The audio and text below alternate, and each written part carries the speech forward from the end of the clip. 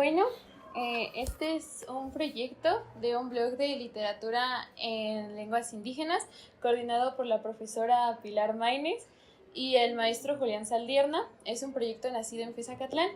Y pues hoy tengo el gusto de estar con Raimundo Isidro Alavés.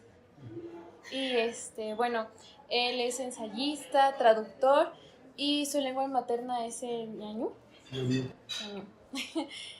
Y bueno, como primera pregunta, a mí siempre me ha dado como curiosidad si es lo mismo el otomí que el ñañú o si existen diferencias.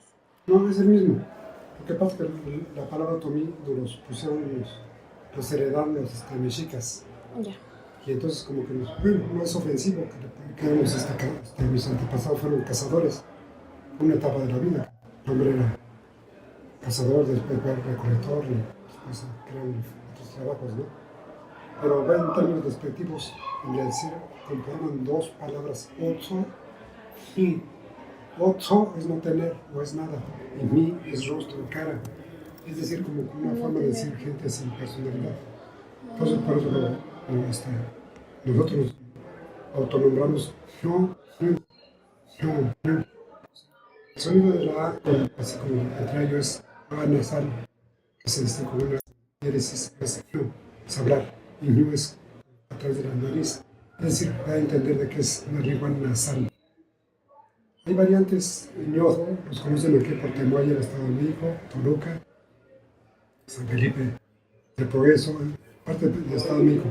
Ñoño, el Estado de Querétaro. ¿Sí? Ñuju o Yuju es parte norte de Puebla, parte norte de Veracruz y parte poniente del Estado de Hidalgo, concretamente en la zona de Tenango, que son populares con los bordados precisamente. Y en ñañú, realmente también los distinguen en casos de Tlaxcala. Se habla también en unas poblaciones mínimas en Guanajuato, en Michoacán también. Sí, pero bueno, tienen sus respectivas variantes, pero en cierta forma conforman lo que se conoce como otomí. Sí. ¿Y estas variantes son muy diferentes entre sí o sí son En la pronunciación y sobre todo en la escritura, cada región se encarga de querer mantener lo suyo, ¿no? El que yo imparto en la Facultad de Estudios Superiores de Macapá, el área de idiomas, especialmente la de Novella Mezquita. Y bueno, es la que estoy enseñando porque es la que es mayoritario. Y sí, el nombre es Razitzunt Dongando. Razitzunt Dongando. Por fortuna, en nuestro México prehispánico había reyes, pero el poder no se heredaba, sino simplemente terminaba el periodo. Cuando los dejaban, cuando no daban buenos resultados, pues obviamente lo desplazaban, pero el poder tenía que ser reelecto nuevamente por los atributos que tuviera cada gobernante. Pero bueno, en el caso de los otros países, pues todas las monarquías sí se heredaban los poderes. Se moría el rey o la reina y ya le elegían al príncipe, como en el caso del señor que acaban de tomar posesión en el caso de Inglaterra, ¿no? Que es la mamá era reina y él era príncipe y ahorita podía ser rey ahora. Pero aquí no se dio. Entonces, una aclaración es eso. El principito no se conocía. Y así hay términos específicos que lo debe utilizar el hombre y términos específicos para las mujeres. Es de dicho del hombre para un niño. Las niñas o las mujeres dicen metzi, el niño, varón. ¿Sí? Y chutzi es para los dos niñas. ¿Sí? Y en el caso de marido también, no, las cosas dicen dome, y y para nosotros decimos viejo, de hombre a hombre, son términos. Así se dejaron, así se conocen los diccionarios. Sí. Entonces, esto es. bueno, de hecho ahorita que estaba comentando cómo es que le puso el título, ahí también en lo que nos decía está incluido el diminutivo, o Sí. ¿Ustedes lo usan también como un sufijo o cómo Diminutivo. lo usan? La palabra sí Ajá. es como pequeñito, muchachito. Y la es el artículo determinado, la o el, que no se distingue. Ra. La R para nosotros suena suave. No es como el español que es de Ra, sino Ra. Ra, sí, don canto. Y gran jefe significa gran jefe, como con una jerarquía. Porque como tú eso sí, las personas con autoridad dicen Randó. Randó es como el superior, el grande. ¿Sí? Y Doño es una persona que tiene cabeza grande, no es porque sea cabezón, sino de conocimientos. ¿Sí? Conocimientos es lo que hacen referencia. Entonces ese es sí, es el diminutivo. Y repito, es por cariño, por respeto. No es un término despectivo, así que un chichito. No, o sea, de reconocimiento. Podría asemejarse al náhuatl con el sin. Exactamente. Mi cultura precisamente es una de las antiguas y ahí hay una pirámides que son de Copilco, que está en la parte norte de, perdón, sí, norte de la Ciudad de México, entre Insurgentes, la avenida Insurgentes y el periférico, al norte. Al lado, adentro están las famosas pirámides de Copilco, son las pirámides redondas. Esas pirámides pues, están antes de nuestra era cristiana. Ahí convivieron los olmecas, ahí estuvieron los otomíes. Luego no con ese nombre, sino eran los otopames, es el tronco lingüístico, el tronco genético.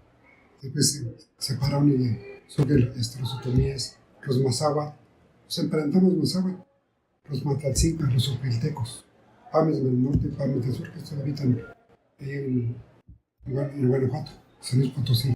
Pero bueno, tenemos esa raíz.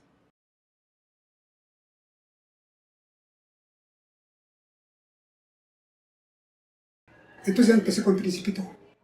Y como lo terminé, esta es la segunda, tengo dos ediciones.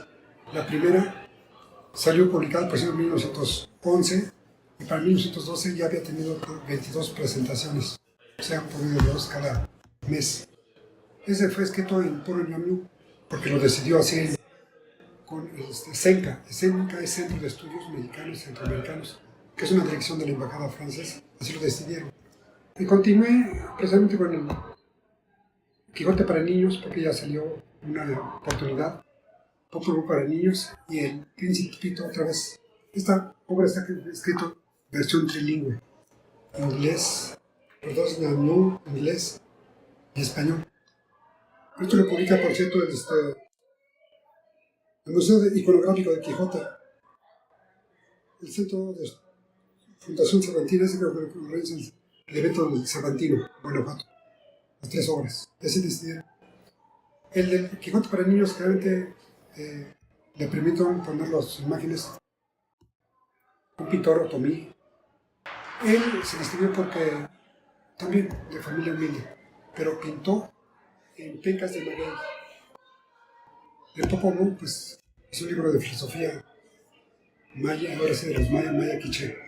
Quizás es un libro filosófico si se quiere. ¿Sí?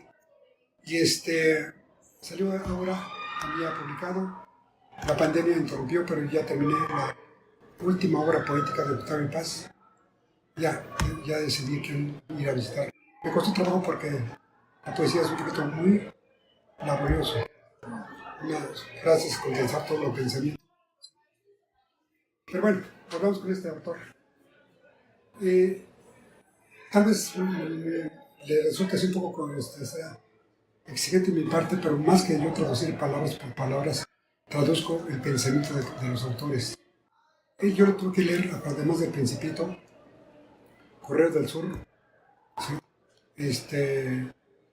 Correo del Sur, hay otro que se llama, bueno, también puedo otro. El Principito, el Cartas a un Rehén, y otro que habla sobre la gran de los hombres, no me acuerdo los nombres, ¿sí? Y es decir, todo lo que él escribió para, un libro que es interesante, Ciudadela. Es un libro que se hace de la intención de crear una ciudad, pero más que crear la ciudad, primero que es crear al ciudadano, la mentalidad. Y bueno, me llamó la atención una frase que es que él defendía la lengua de su padre, por eso escribía para prolongar la vida de su padre. Y yo traduzco el ñamú para prolongar mi lengua materna, porque si no se pierde. En fin, el Principito, muchos pensamientos, sobre todo me conmovió. Quisiera preguntarle ¿Cuál fue el mayor reto que enfrentó a la hora de traducir esta obra y de qué edición la tradujo? Primeramente, en la edición que les comento, que es de Zencast, pues mi reto es eso, precisamente de no utilizar las palabras en español para ponerlas al igual en español. Se emplean mucho, pero de ser así, un día se va a hispanizar.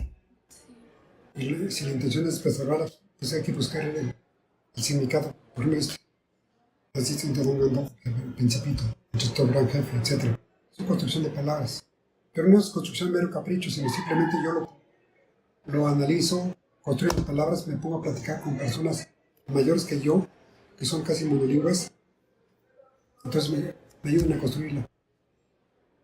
Luego los paso a consideración a otros. Luego, como suele pasar, no, porque no tienen, pues ya les tengo que explicar por esto, por esto. Y hay personas que defienden, pero no tienen conocimientos de la gramática, por cierto, etc. Sino son hablantes, no los acuso. Yo también soy resistente a cuidar mi lengua, ¿verdad? Mis costumbres, pero es algo normal. Pero ese es el reto de preservar la lengua Sí, a través de la escritura. es muy interesante esta labor porque justamente creo que se da bastante en las lenguas originarias porque justamente, bueno, nos comentaba este proceso de transculturación, de cómo es que obviamente cuando las culturas conviven entre sí toman elementos de la otra y es muy común que suceda esto en la lengua. Entonces, obviamente, el español, que es aquí pues la lengua que más se habla, pues tiende como a dejar de lado y a que nuevos elementos o nuevas realidades sean nombradas en español y no en la lengua originaria. Entonces es muy interesante su propuesta de hacer justamente neologismos y de que sea necesario hacer los neologismos para que se preserve como la lengua originaria. Y otro ejemplo de una nueva palabra que tuvo que insertar como para denominar algo en el Principito, ¿a se le ocurre alguna? La palabra avión, que es decir, Tiñatzi era avión. Tiñatzi quiere decir vuela el avión. ¿Sí? O sea, fierro que vuela, claro, no como las aves, sino con motor, pero está buena. Tiñatzi es volar. O el caso del chofer, Eti es el chofer, Eti es conducir. O arriar, de animal se trata. Pero arriar y conducir es lo mismo, lo que pasa es que conduces, pero el otro lo arrías, ¿no? Son sinónimos de palabras.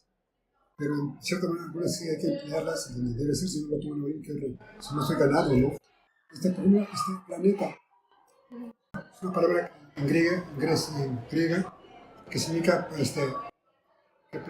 es una estrella errante, pero no errante que está perdida, sino tiene su propia órbita. ¿Sí? Entonces, le puse yo, o sea, yo es que camina en una ruta, un caminito así, lo que es la órbita, estrella. O sea, una estrella que se rige bajo una ruta, que corre por una ruta. Y el caso de asteroides, que un asteroide es un pequeño planeta,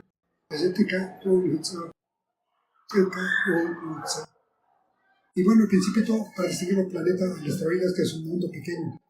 Un mundo pequeño donde va a conocer una persona, primeramente, que es una persona que se sentía rey, que llegó, él dice, no, pues tú eres su súbdito. Y le daba órdenes, ¿por qué? Es que yo soy rey, tú eres mi, ¿cómo se llama eso? Que lo obedece. Entonces es una persona egoísta, es un poco la crítica del sistema que vivimos. ¿Sí? Que hay personas que tienen el poder y aunque no tengan, te exigen. Pues no, una cosa que te digan, me haces a favor de hacer esto, lo haces, pero eso que házmelo, pues como que no le convino. Se va a otro asteroide y ahí encuentra a un vanidoso, que se considera más guapo y el único, etcétera, para todo. ¿Sí? No, pues está mal igual. Entonces, y así va recorriendo. El único que le da reconocimiento es el farolero, porque hace un trabajo, vender determinadas horas los faroles, y al día siguiente lo pagaban, porque es un trabajo que beneficia a los demás. Los demás pues son trabajos egoístas. Una persona que también contaba una crítica a las personas que les gusta el dinero. Pues fue anticapitalista. Entonces, ¿qué cuentas? Dice, lo que está ahí en el cielo. Ah, ¿ves moscas? No. ¿Sí? No, ¿qué cuentas? Usted le iba por contar esas estrellas. ¿Por qué los cuentas? Porque son mías. Yo las vi primero y quiero que sean mías. Así es. Y entonces son, como a través de esos comentarios, distinguen de través del tipo de personas. Entonces, como iba en busca de un amigo, ¿a quién se va? En busca de un zorro. Sí. Y bueno, el zorro también es un animal que ya está acostumbrado al maltrato. También se asusta, entonces decían, domestícame. ¿Y usted en su labor, tanto de traductor como de profesor, o en su vida en general, cuándo ha tenido que traducir del otomí al español? Ha sido más al revés. ¿Sí? Sí, porque el otomí jamás se ha escrito poco. ¿No? Hasta últimamente lo han dado a conocer. Pero sí me auxilian algunos cuentos, algunas historietas de diferentes regiones. Y entonces me daba la idea de cómo construir las palabras a mi variante. Pero aún así, requiero también a veces, como que me saturo, no le encuentro a veces la palabra, me pongo a platicar con personas que están saliendo. Me han salido trabajos de traducción, los que se me han dificultado pues, son del área jurídica, porque, y políticas, por cierto. Son muy laboriosos porque el nombre hay términos que nomás no tienen sustento, sobre todo en la política.